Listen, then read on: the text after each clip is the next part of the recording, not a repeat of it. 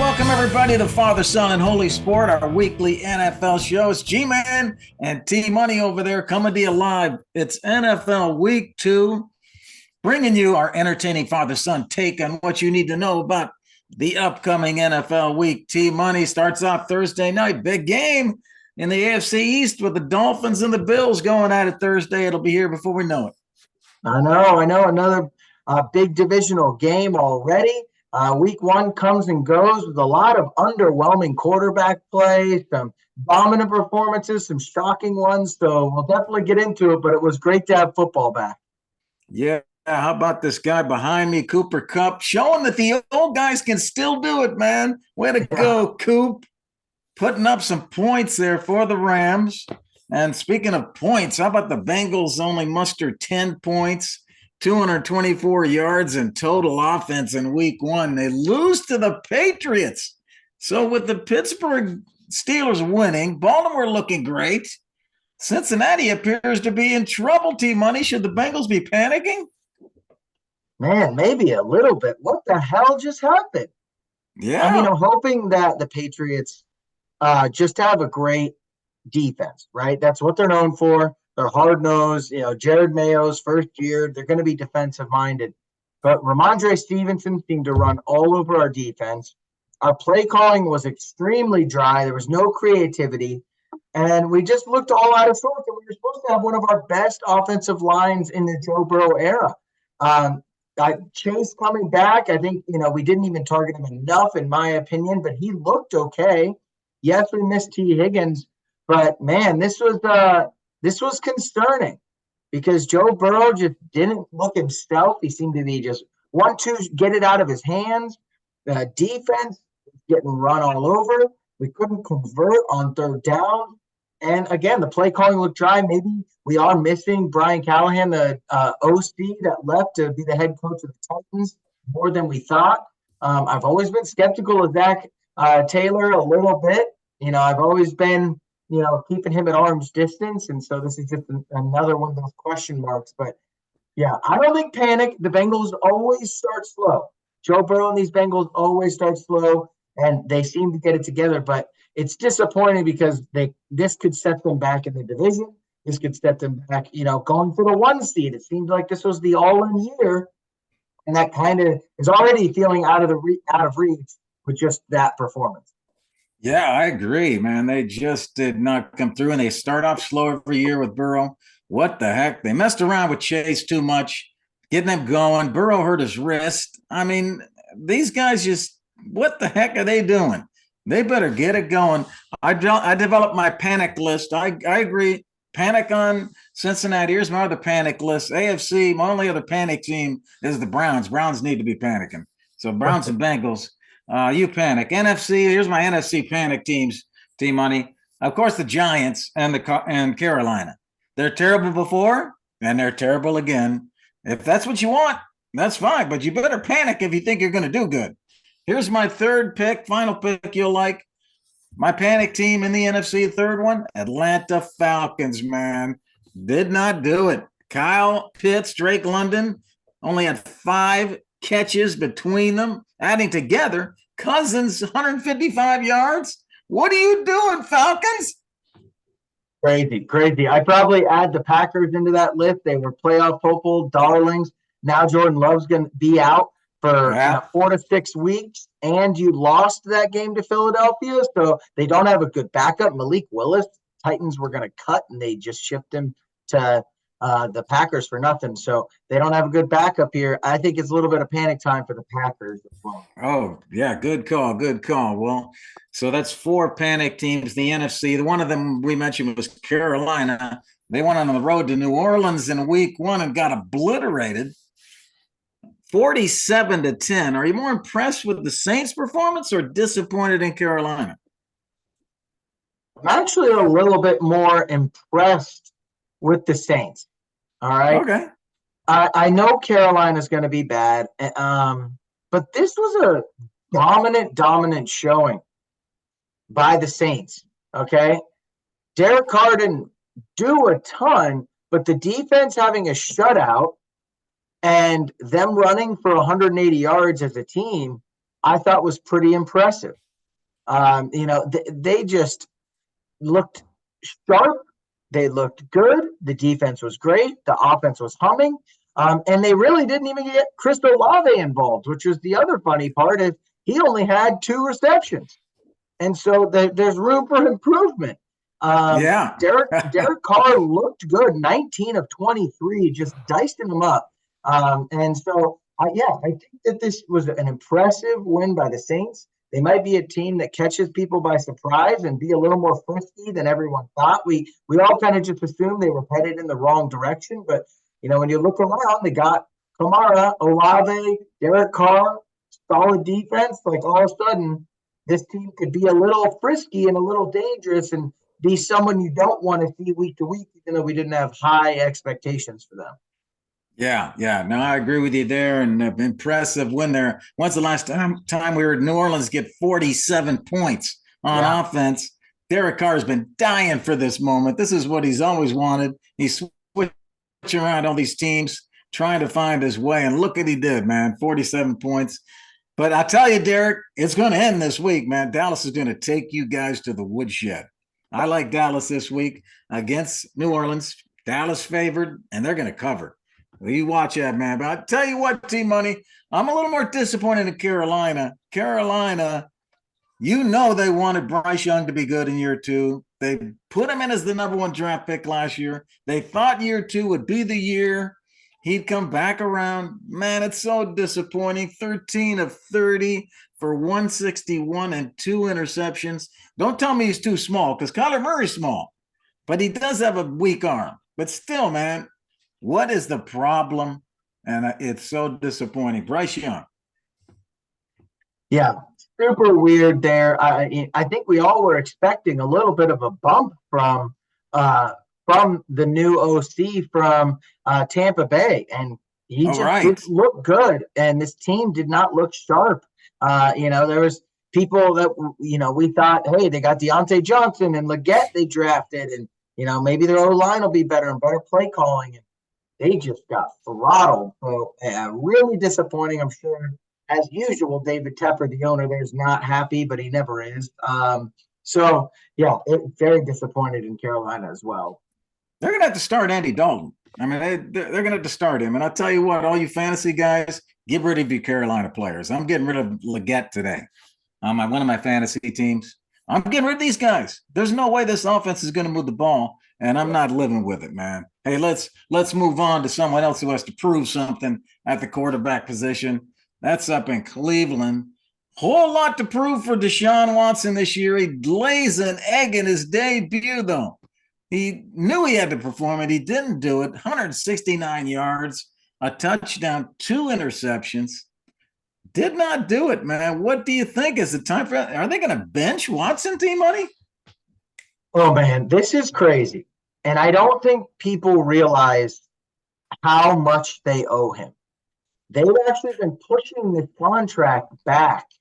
This is the first year it actually hits, and it's only for like $70 million. And then he's got another 2 years of over $100 million of dead cap that they still owe him. So next year, if they cut him, he would be owed the dead cap will be $170 million, and the cap is only $270 million. All right, the cap's only $270 million, so they would have $100 million for their entire team. So they are so locked into this guy, people do not even understand. I know cap's fake and years back. The years have been pushed back. That's why they're in this panic position. Look, at this point, you just got to tell this guy to go home. Like I would give him another week or 2, but you're going to lose this locker room. And you have a good enough team. Look at Pittsburgh. Bring in Russell Wilson and Justin Fields, right? They won a game just kicking field goals and having mediocre quarterback play. The Vikings with Sam Darnold looked pretty decent.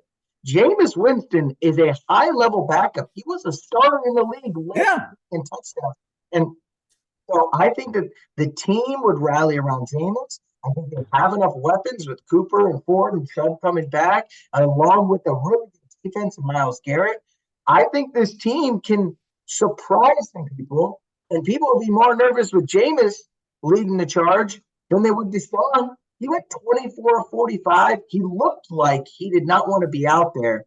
And so I think you just got to swallow this one. I think you got to send him home. And because not only is it looking demoralizing as a franchise, it's just bad optics because of all the baggage that's come with him off the field as well. So I think it is time. I think they're going to stick with him for at least half the season, just out of having paid him. But I think switching to Jameis sooner than later and just sending this guy home for the next 3 years, saying, sorry, we'll pay you, but we don't want you here, is probably the best move. But guess is they don't do that because they're the Browns. Hey, man, it's a sunk cost. Sunk cost, all you business people out there, you already sunk the cost. You can't live with the losses. I'll give him one more week, D-Money. One more week, he's out. He doesn't beat Jacksonville in Jacksonville this week. He's out. He's not leading the team, man. Jameis is a leader. Jameis will lead that team. You ever watch Jameis's pep talks in the huddle? The guy's hilarious, and he's good. He is so good, and he can lead that team.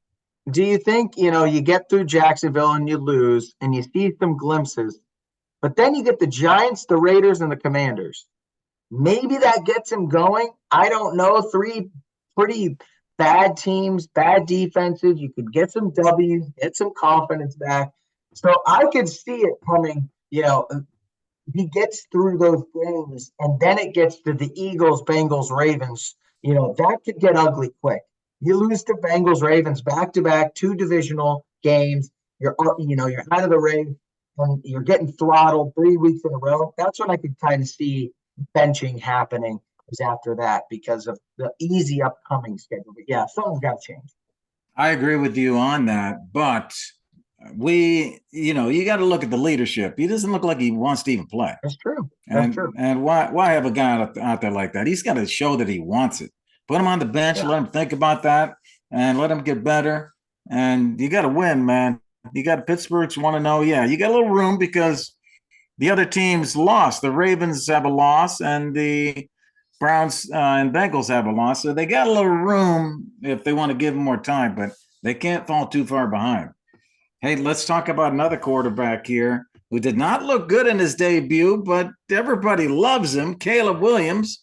They did what they had to do to win the game, but he was pathetic in terms of his stats. Are you concerned about him? Oh, man, that's crazy that he only had 93 yards and 14 of 29, less than 50% there. Yeah. I am a little concerned because this feels like a layup of a game.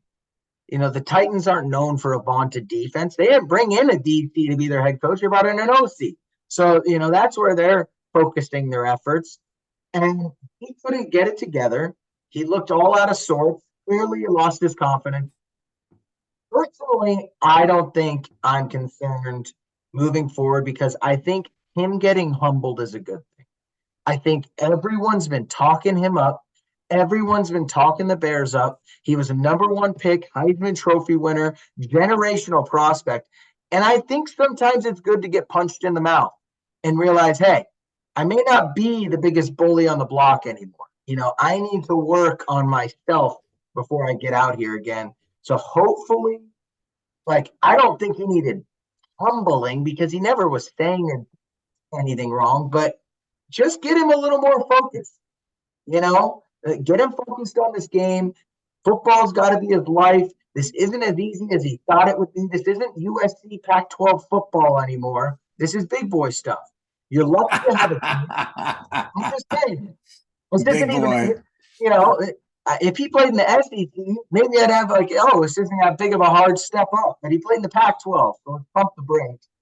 I think this is a good sign for the Bears, at least. I agree. Get them a win. So I agree. I mean, you get these top picks, they go onto these terrible teams, and they do terrible. And, everybody thought the Bears were going to be great this year, and I'm sure a lot of people think they still will because they have a lot of great pieces. But here he is just doing terrible on it as a number 1 draft pick. Looking back at the stats of number 1 draft picks and how he compares to prior years, looking way back, looking at some advanced metrics, EPA. I've talked about EPA before on the show. Expected points added based on your situation in the game. Is it 3rd and 10? Is it 4th and 1? based on your situation, do you make it better than other people? He has a negative rating in expected points added per dropback. He is ranks 36 out of 39 week one rookie quarterback since 2001 in expected points added. That's terrible. You know that he failed to complete a pass any longer than 13 yards? He did not lead the team on one touchdown drive against the Titans. He's got some issues, man. He's got some issues. And I agree with what you said and work on those things. But I don't know that they're going to win this week. They're going up against the Texans. It's a Sunday night football game. Should be a fun Sunday night game watching him go up against CJ in Houston. Houston's going to win that game, man. So we're going to see if this Chicago team can keep it going. Yeah. Be great, hey, Want to shout out to Blue Tees Golf. Go to blueteesgolf.com, everybody. Find affordable, high-quality golf products that can help you pick up your golf game. Things like speakers, rangefinders. Enter coupon code FSHS and get a 10% discount from your friends at Father Son Sports, baby. Also, do the favor and press a like and subscribe button. Help us continue to bring you insightful father-son content every week. Let's shift gears, T-Money. Let's go to our big bets segment of the show. T-Money, let's see what you got. We were hot last week, baby. Father-son sports bringing it to you last week. And I want to tell you that we are going to give you our lock of the week and our dog lock, which is our best underdog play. Someone who might win the game outright. And we were 6-1 last week, T-Money, 86%. How about that for a start for Father-Son Sports? We're hot all over the place, everybody. Hey, here's some tips for all you guys that are putting down some bets. Of course, cashless bets, just with a friend, But NFL favorites went 13-3 straight up on the money line. So there you go, man. Think about money line on the favorite. Nice, easy way to get some cash. So that was something interesting. Also, favorites started the season 4-0 straight up and 4-0 against the spread in night games. Night games. Look for that favorite against the spread. Well, a couple tips for you after looking at week one results. How about that, T-Money? Hey, why don't you lead us off here with your lock pick of the week? All right, lock pick of the week here. I got the Niners -6 versus the Vikings. Okay. I'm sticking with the train right now. The Niners look like the best team in the NFC. I think them and the Chiefs look like the two top dogs over everyone in the NFL. There's not going to be many weeks where I don't like the Niners to crush whoever they're playing. They did that last year. They were either blowing out teams or they're losing. And they're not losing to the Vikings. I know everyone's excited about Sam Darnold, 24. Well, he only had 200 yards and 2 touchdowns and 1 interception. He's playing the Giants. I'm not giving you credit for beating a high school football team. Okay? So I've like the Niners again to blow out the Vikings. You're getting -6 right now, so you get that touchdown swing right there on the hook. So I like that as my dog lock pick of the week. Again, riding the Niners. So I told you we're going to crush the Jets last week. Your lock pick of the week. Yeah. Hey, I like that pick, man. That's why I was on my list as a backup in case we hit the same one. Yeah, here's a little something for you. Best coaches against the spread on the road on short rest. Last 20 years. Kyle Shanahan's number 3 on the list. He's 8-2 against the spread with short rest. So I like that pick, man. I like that pick. I'm with you on that one. Let's go to G-Man's lock pick of the week. I'm going to Philadelphia Eagles at home with the Atlanta Falcons. Did you know, if I did not know, and you guys all do not know, that Kirk Cousins cannot play in primetime? Y'all know that, right? Everybody knows he's 2-6 against the spread in his last 8 primetime starts. And I can give you 20 stats like that about how poor he does on primetime and Monday Night Football. 3-10 straight up and against the spread on Monday Night Football. The guy cannot play on primetime. And on the other side of the ball, Jalen Hurts plays well at home. 17-9 against the spread at home. In September and October, he's 7-0 straight up as home favorite. and he wins by 11 points per game. I mean, there's too many things I can tell you that look so good here. I'm going Eagles, man, minus 6.5. Don't let it get to 7. Get it at 6.5 against Atlanta on Monday Night Football.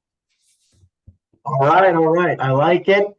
My dog lock pick of the week here. And again, I told you the Cowboys were going to murder the Browns. No one wants to listen to T Money this year, but he's feeling hot. All right. My dog lock pick of the week. I told you, look out for the Rams last week as a potential upset with the Lions, but I didn't take it because I thought that the Lions would win and the Rams would cover. It was close. It went to freaking overtime. So I'm going to give myself credit for calling that was going to be a close game. The one I like this week, the Rams are not favored again versus the Cardinals. The Cardinals, Sean McVay has their number. He always plays this team hard, and as a winning record versus them, the Cardinals blew a big lead versus the Bills this past week, and the Rams are looking build on what they just did against maybe the best team or second best team in the NFC. They don't want to go down 0-2 with a team that has, deep playoff aspirations in the Rams. And so I like them. Cooper Kupp looks back. I know they had a ton of injuries, but the Cardinals defense is atrocious and their offense looks mediocre. They got lucky, that they even up in that game versus the Bills. The Rams aren't going to make those sort of mistakes. I like the Rams again as a dog lock versus the Cardinals. T-Money called that Dallas. He's like, why is Dallas getting points? He picked Dallas correctly last week as a dog lock. This week, I got Rams plus 1.5. I'm looking at the current line against the Cards. T-Money was hot last week. Let's see if he can keep it going. I like it. I like it. Hey, let's go to G-Man's dog lock pick of the week. A dog that can potentially win outright. You're going to be surprised by this, but I'm not. Titans plus 3.5 versus the Jets. I like that 3.5. Titans against the Jets. You know, the Jets had the ball team money for just 21 minutes in their opener against the 49ers. 21 minutes. That's the fewest time of possession by an Aaron Rodgers team in any start of his career. And, in the last decade, teams to hold 25 minutes of possession or less in week 1. When they go to week 2, they're 6-25 against the spread in week 2. It's a bad sign. It's a bad sign that they can't control the ball. And the Jets are the third team in the wild card era to begin their season playing the Monday Night Football on the road and then play again on the road in week 2. There's only 2 other teams that have done that. And they went on the road and lost. So I'm going Titans plus 3.5 here on Sunday afternoon at home in their friendly confines. Jets coming in. My dog lock pick of the week. All right. I like it. We're hot right now. Let's continue with the best betting segment. That's G-Man's player prop of the week. What you got for us, G? Well, let's see if we can do it. 3 of 4 last week on our player props. Come on, G-Man. Let's see if you can do it. T-Money, I've got several for you here. But let's start with that Eagles game. I like the Eagles this week, as I told you. I like Jalen Hurts. A lot of the props are not out, by the way. So I'm just giving you, you're going to have to look around and see what props you're getting. I'm giving you my feeling here without a lot of the projections out yet. But we're on Wednesday morning, so things can change. Check it out. Jalen Hurts to throw for 2 touchdowns. I like Jalen throw for 2 touchdowns here. The prop might be 1. It might be 0.5. I don't know what the prop's going to be, but I think he's going to throw for 2 touchdowns. I like the Eagles to move the ball and win this game by a good margin. So I'm going to also go Saquon over total scrimmage yards. He's averaging 92 total scrimmage yards. Check out the scrimmage yards, which is the running plus the receiving. Check that out and see where that's at game time, and maybe that's a big one for you there. All right, let's go to the San Fran game. I like Purdy over 232 pass yards. His number is out. He's done 230 or better, T-Money, 9 games in a row, over 230. The prop set at 232. I think he's going to get that here in a big win. And my last game I like for the player props is Dallas. I like Dallas to win here. I'm going Brandon Cooks, anytime touchdown. Surprise there for you. You thought I'd say CD, but I didn't. CD has not scored a touchdown in the last 2 games. Cooks is a touchdown in 4 of the last 5 Dallas games. Dallas Brandon Cooks, anytime touchdown. Look for that. I do like CD, though, on receiving yards, over 88. He's done that 4 of the last 5 games. So there's some player props for you, everybody. All All right. right. All right, let's go to fantasy. Let's talk some fantasy team money. We got fantasy managers out there. Did you win your week 1, fantasy managers? We hope you did. We're here to help you win week 2. Keep in mind we record on Wednesday, so a lot can change. We got 3 games for you, hot and cold, take or mistake, and our daily fantasy lineup DFS. Let's start off with our hot and cold. We try to give you flex player tips. G-Man gives you the hot players you want to start. T-Money tells you the cold players, you better bench them or they're going to break your heart. All right. Going to the hot pick of the week, G-Man, trying to find you that flex play. All right. I'm going to Jordan Mason versus Minnesota on Sunday. Jordan Mason killed it. 147 yards and a touchdown. He caught a pass. People thought he couldn't catch a pass, but he did. Career night against the Jets defense. And I like his price on DraftKings, $5,200. I got to go for that. Now keep your eye out for McCaffrey. He may be healthy. He might start. Even if McCaffrey starts, they may keep him on a pitch count. I still think Mason could be relevant. But for $5,200, it's worth a flyer on your DFS lineup. Jordan Mason, my upside running back hot pick of the week. All right. All right. My cold running back of the week, I'm going David Montgomery. All right. The running back for Detroit here. I know everyone's high on him. Look, he had 16 points last week. That's great. All right. I think this guy is got a capped ceiling in every game this year. And I think Washington only gave up 14 carries for 50 yards. All right. Gibbs will slowly take over more of this running the running load here. He's coming back from a hamstring. So Montgomery actually outrushed him, which I don't think is going to happen moving forward. And Montgomery's very touchdown dependent. His only touchdown came in overtime. And so that would have drastically changed how well we look at his stat line. And he only had 1 catch for 1 yard. So he's not involved. Tampa Bay, I think, is going to make this a shootout.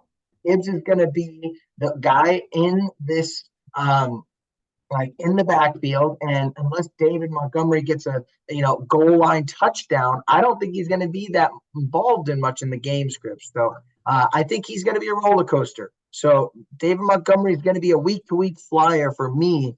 I just think he's kind of always got a capped ceiling, and I hate ceilings in fantasy football. Man, he is such an animal running that ball down right through the middle of the defense, man. The guy is so motivating to watch. But yeah, you're kind of looking at game script and Gibbs and the impact there, so you don't really know. So, all right, T-Money. All right, we got you there. Hey, let's go to my hot wide receiver of the week here. I'm going Brandon Cooks. I told you about that in my player props. But I like Brandon Cooks here as a guy you can pick up low, $5,600 on DraftKings when he could score a touchdown and get some receptions. He had 4 receptions, 7 targets. Okay. And he had a touchdown. So had a great game. He should have a great game again here. Dallas should score some points. He did record the team's only offensive touchdown through the air. So there's not many other receivers in Dallas. If you think they're going to move the ball, you got to look at him here. All right, I'm going with Brandon Cooks as my wide receiver hot pick of the week. All right. I like it. My cold wide receiver of the week is going to be Ladd McConkey. And let me just say, I told you Tank Dell was going to be cold last week at 8.9. All right, I told you. Now I'm telling you, Ladd McConkey this week is projected for 12 versus Carolina. You're thinking, oh my God, they're going to score all over Carolina. Well, when you go back to what the Saints just did to Carolina, Chris Olave had 2 receptions. Derek Carr only threw for 200 yards. This is going to be a defensive game. They're going to make the Panthers turn it over a lot. They're going to run the ball over and over and over again. It's going to be a very run-heavy script. He only got 15 points because of a touchdown on the last drive that basically the run and got the Raiders sold out because they thought it was a run play, and he got an open touch. So I think that was kind of a fluke. I love Ryan McConkey. I think he's going to be great, but it's too soon to make this guy a lock and load wide receiver starter every week and in a run heavy offense. So Lad McConkey, cold wide receivers. All right, good call. Good call. Let's he had a big week and he had I think the only touchdown. So it was looking good there. But you're right. He's a rookie, and we'll have to see how this develops with the Chargers. Hey, all you guys looking at picking up Alec Pierce on your waiver wire, don't even do it, man. Don't even do it. He had 3 targets. No way. No way this guy's going to break. He had 21 points. Don't think he's going to get 21 this week. That's not going to happen. All right, hey, let's go to take or mistake. All right, T Money, I pick a player that had a big week last week, and T Money tells us whether we should take the bait this week, or would that be a mistake? Okay, so T Money, we're going to ask you about Alan Lazard from the Jets. Lazard caught 6 of 9 targets for 89 yards and 2 touchdowns in Monday's loss to the 49ers. It took Lazard just 1 game to double last season's touchdown total. On his way to 27 points and wide receiver 3 in the NFL last week. Can fantasy managers believe, T-Money, that Lazard will continue to play a prominent role for Aaron Rodgers in week 2? T-Money, are you starting Lazard at Tennessee on Sunday? Is he a take, or would that be a mistake? Yeah, I mean, I'm staying away from anyone on the Jets that's not named Breece Hall or Garrett Wilson. I think it's going to fluctuate. I don't really trust Aaron Rodgers at all. And again, when you look at how Lazard scored, right? How consistent is it going to be? Well, one was where Aaron Rodgers got the Niners defense to jump off sides and he threw a seam. Everyone thought the play was dead. All right. How did he score his second touchdown? It was garbage time. Everyone's backups were in, and he caught a pass from Tyrod Taylor. Like, let's pump the brakes on the Lazard talk. I like him. I think he's going to be solid. And look, if you're thin as hell, like, he might be a play at the flex spot or wide receiver spot. You know, if you lost Puka Nacua or something, I don't know. But he's not top of my list. I really don't want to touch the Jets offense right now. Aaron Rodgers can't even throw for 200 yards. So let's not act like there's going to be a lot of yards to go around in this offense. The Breece Hall, Garrett Wilson offense, everyone else is just a bystander. So that's a mistake for me. I would rather not start him. Ooh, T Money says no. Okay, I'll have to work on you next week, T Money. Try and get you. Hey, we're gonna wrap this up here, T Money. We're gonna give you my DFS daily fantasy lineup this week. I got 2 players with upside this week. My players last week were too mediocre. I need somebody with some upside. I got 2 players over 7,000 on DraftKings. That's Saquon Barkley and Cooper Kupp. I got a great price on Debo. Debo going for under 7,000. I got Debo, who has the upside also, for $6,800. And I'm starting Mason if he, watch that McCaffrey situation. I got Mason on the team too from San Fran. With the Rams receiver injuries, offset Puka, I'm going with Parkinson at my tight end, Team Money. So Parkinson and Kupp from the Rams to pick up those Puka passes. And I stacked Dallas, got Dak Prescott at the quarterback, Brandon Cooks at one of the receivers. That fills out my team. Who did I not give you? I got the Chargers on defense against Carolina. Hey, Carolina can't play that well.